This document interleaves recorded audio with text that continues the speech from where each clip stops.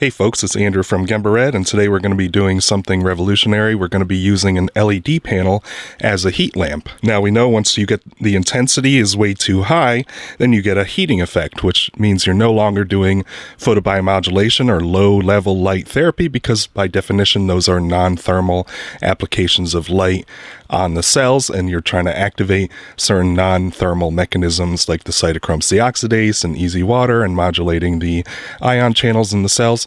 And so all of those are non-thermal effects. But once you start adding a heat component, then your dosing is completely different. You don't have to worry about intensity so much, as long as you're getting sufficient amount of heat onto the skin, or obviously sustained heat at a high temperature is known to cause a lot of ROS, a lot of collagen breakdown. And, that's why people are starting to have issues with high intensity LED heat lamps that are being false advertised as red light therapy devices.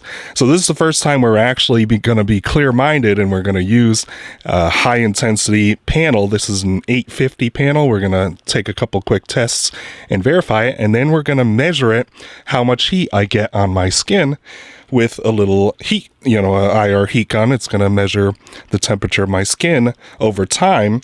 Obviously, I'm going to start around like 36 is normal skin temperature for Celsius, and then it's going to, gradually increase, and we don't want that to be too high or too low.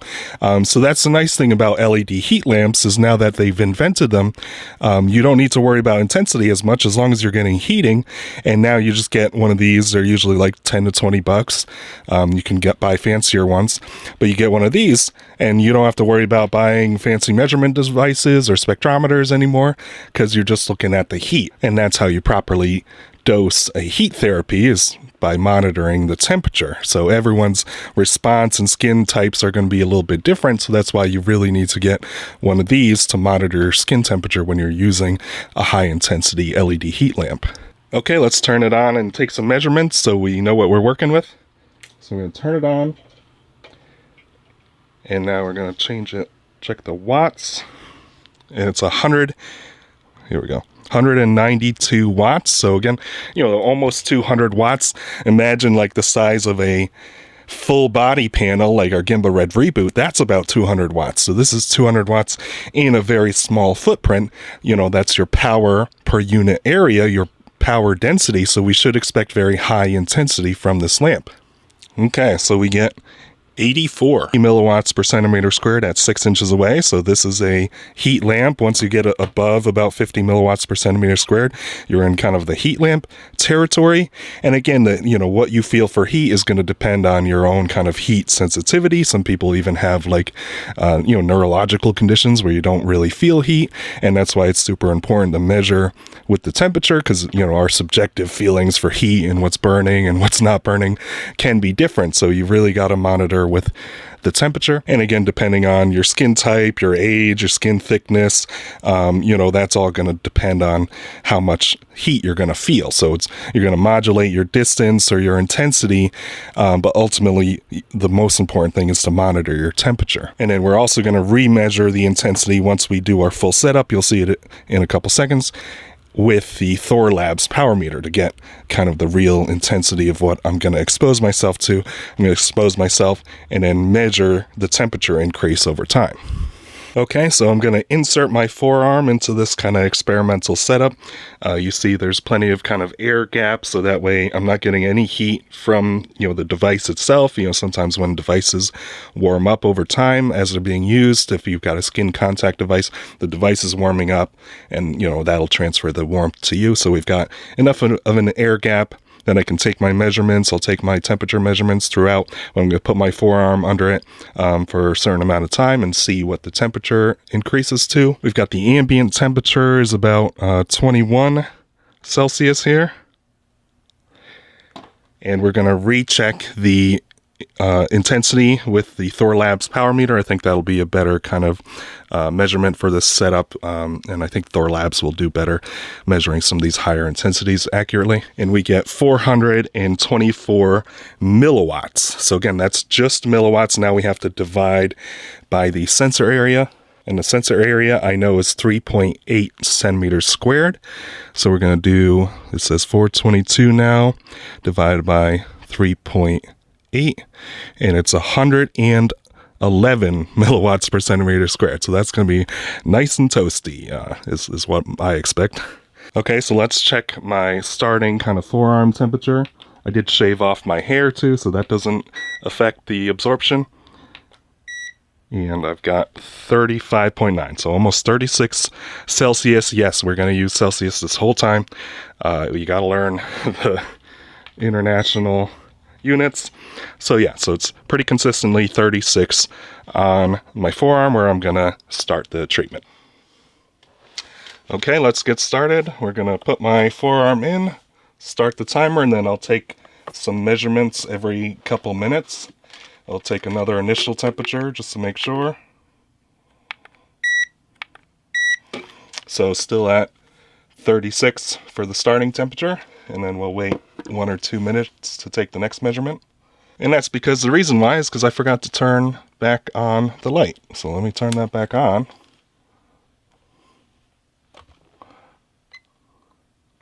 Okay, it's back on, back reading at almost 190. Now we're in, and now we start. Okay. So now, okay, now I feel warmth. Now it's like nice and toasty. Nice, like sitting next to a warm fire, getting that warmth. You know, again, people feel like that immediate gratification, that warmth. You know, a lot of LED panels are getting classified in the ILY Class 2 medical code. So they're not classified as photobiomodulation devices, which are non-thermal. They found a loophole and they all got registered as heat lamps a couple years ago. And, you know, that's a special kind of medical fraud because they're registered as heat lamps, but then they're not giving you instructions on how to properly use it as a heat lamp. They're giving you instructions how to use it with photobiomodulation dosing, which is different than heat lamp dosing, which you need to monitor the skin temperature. So again, this is the first documented time when someone's actually purposely using an LED panel as a heat lamp. Obviously, people are doing it because they were victims of medical fraud. The companies are claiming that they're selling red light therapy when they're actually selling a heat therapy. So 1:30, I'm feeling nice and toasty. Let's see if I can get in here, get a measurement. It's already beeping. Let's try again. 37, 37. Right on the highest point of my forearm, I'm getting 38. So that's already a heat therapy. After, you know, 1.5 minutes, almost 2 minutes, we're already getting 38 on the highest point of my forearm. And some of the surrounding areas were about, you know, 37, 37 and a half. So it's still that's pretty warm in a short amount of time. But, you know, I try to caution people because, you know, it feels good at first, but it's literally that scenario people talk about as boiling a frog, where you put a frog in like a cold pan. It's supposed to be a metaphor, but in this case, it's literally true that if you're slowly increasing the temperature, you might not realize it until it's already too late. You've burnt yourself, you've caused some issues, you've caused some damage. So you got to monitor the temperature because it starts out feeling soothing and warm, but if it keeps ramping up, then you have problems. Most of the time, you'll get a plateau where your skin increases blood flow and you'll start to thermoregulate, and hopefully it plateaus at a point where it's safe for your skin, and like I said, it's a heat therapy that's beneficial for your skin. But that's, you know, a tough needle to thread. You can't just do it based on intensity and wavelength. You gotta just monitor for your own bio-individual response. So 3 minutes. Oh, 40, 38 on one spot, 37. So yeah, really the highest point of my forearm here, my little forearm muscle, is up to 40. So 40, you're getting into some risky territory. Again, that could be therapeutic depending on your application. But, you know, I would recommend trying to keep it around 39 is like really the safe kind of spot of a limitation. You know, you can do some of the low 40s, like 41, 42, without much of an issue, depending on, you know, your circumstance. But then we know, you know, above like 43 to 45, that's where you're going to start to feel heat pain or that kind of burning sensation, and it's going to start causing damage.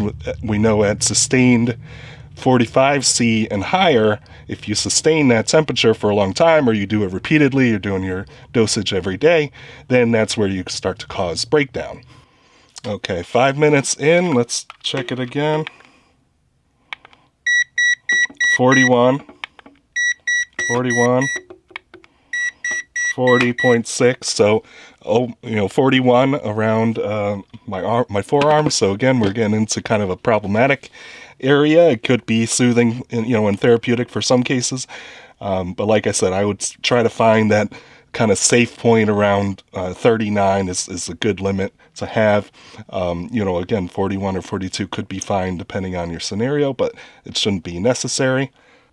But again, I'm starting to feel that stinging sensation, that hot kind of semi-burning sensation. Trust your instincts, trust what your body's telling you. You should be pulling away, increasing your distance, moving farther away until you're obviously not feeling any burning or stinging sensation. That's ridiculous.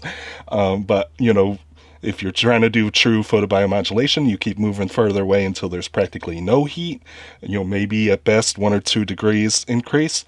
Otherwise, you're not doing light therapy anymore. You're doing heat therapy. Light is light and heat is heat. So, all right, let's do one more at 7 minutes.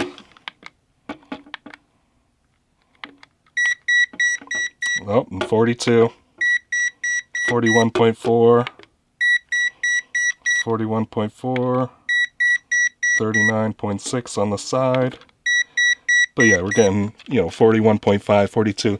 So, maybe my skin, it increases blood flow. You get less penetration because as you heat things up, you get more blood flow that's trying to thermoregulate and you get less penetration. So there's that trade-off of you can't have too much intensity that causes heating. Then you've caused more problems. You get less penetration even though they lied to you and they told you get more penetration with higher intensity. You don't, because then your thermoregulation mechanisms increase. Your skin kind of expands to have more blood flow and then to thermoregulate. And then, you have less penetration. So you have heating and you have less penetration. You have different mechanisms of what you're doing. So anyway, I think I've made my point. We're at the 8-minute mark. Yeah, now it's definitely over 42. So it's not, for me, it's not terrible.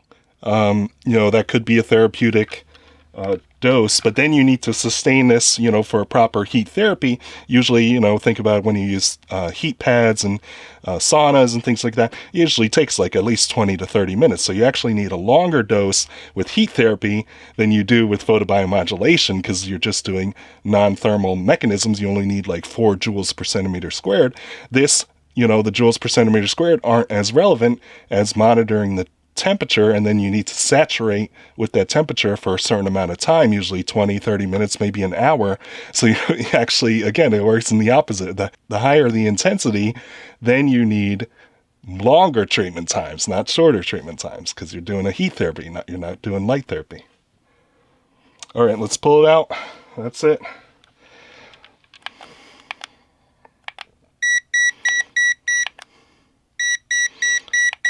So yeah, I can cool down pretty quick. Again, I've got healthy skin, so I can start to cool down right away.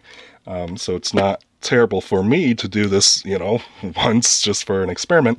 But again, if you do it repeated every day, you might start to have issues. A lot of people are noticing the most obvious issue is hyperpigmentation, flaring up melasma and things like that. So those are the canaries in the coal mine that are telling us that a lot of these panels are getting too powerful. So anyway, that's part 1 of my testing. We'll do some more soon. Thanks for tuning in. Okay, I wanted to do a quick round 2. I increased the distance of the height of the lamp so that way I get less intensity, and I want to see if I can find a sweet spot for how much temperature, if I can reach a 38 or 39, a very nice mild heat therapy that's not too hot. So now we're at about 213 milliwatts. So then we're going to divide that by 3.8. And so we're at 56 milliwatts per centimeter squared. That might be a nice gentle heating. It might not be enough for me, but we'll see. We'll try to kind of split the difference and see what would be a good kind of heat therapy. What's a good intensity for that? All right, we'll check the arm temperature once again before going in. And so again, it's 36 is the starting point. That's pretty typical for me. Okay, we've got the timer ready. Let's go. And I'll try to do less commentary this time so we can move through it faster. But this is my kind of science, very slow, very tedious, collecting a lot of data and then, trying to make sense of it all. Sometimes science isn't very exciting. And we just got to do what we got to do. But here it is. It's much more gentle. It feels like a slower kind of warming so far. All right, let's check 1 minute in since we got some room. It's nice having more space. So yeah, we're only at 36.2, so we barely made any difference. So we'll see how that goes. But again, this could be a true low-level light therapy. If you're less than 1 or 2 degrees, then that still counts as a photobiomodulation. All right, let's check again at 2 minutes.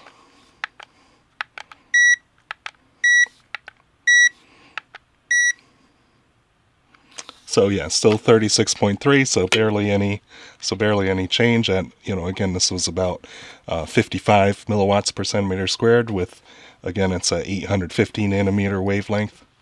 All right, near the 3 minute mark, let's see what it looks like. So 36, 36 and a half, 36.6. So again, that's not bad, just a very slow increase over a couple minutes. It's not, not really anything. It's very gentle warming. So that's saying if it's very subjective, just keep moving away until you've got a very kind of gentle, barely noticeable heat. All right, let's take a measurement at the 5 minute mark.